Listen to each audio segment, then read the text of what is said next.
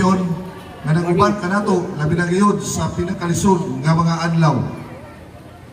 To our ever supportive Congressman Carl Curry, our Sangguniang Bayan of Hilongos led by Vice Mayor Albert Villahermosa, Immaculate Conception Parish family headed by Father Garnet Quirong, my LGU family, barangay officials present, ABC President Richard Benedict Ugario, our schools and athletes, ug tanan akong pinalanggang Hilongos noon, bulang adlaw kanatong tanan.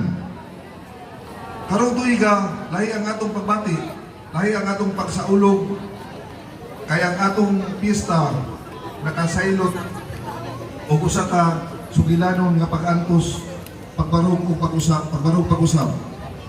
Si Typhoon Tino, migo nato o mihagin sa atong kusog.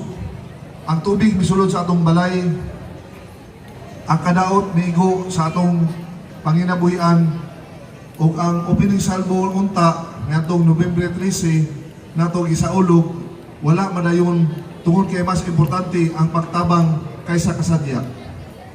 Apan mga higala, mao kini ang nakapalalom sa atong selebrasyon karon kaysa pagkahimuon ang pagkahuman sa unos. Nakita nato ang labing tinuod nga hulagway sa Hilongos nun.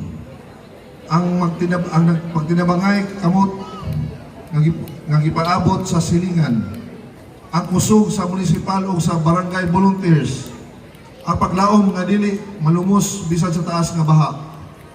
Hilongos did not fail.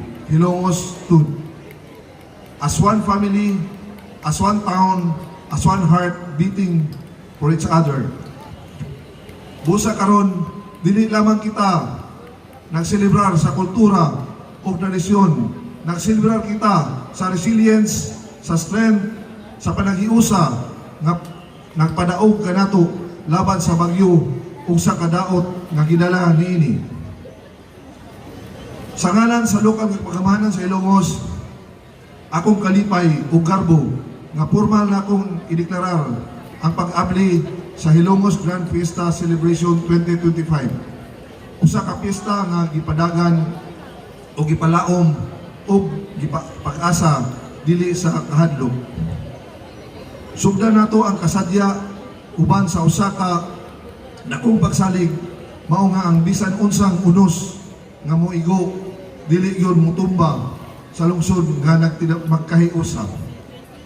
Again, angat ka Hilongos nun, with heart, with hope, and with Hilongos Nuns united, let the festivities begin.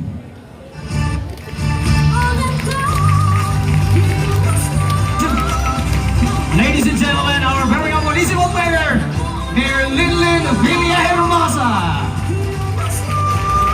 And the entire Fiesta celebration begins tonight. And for this, I'd like to request this time all our presenters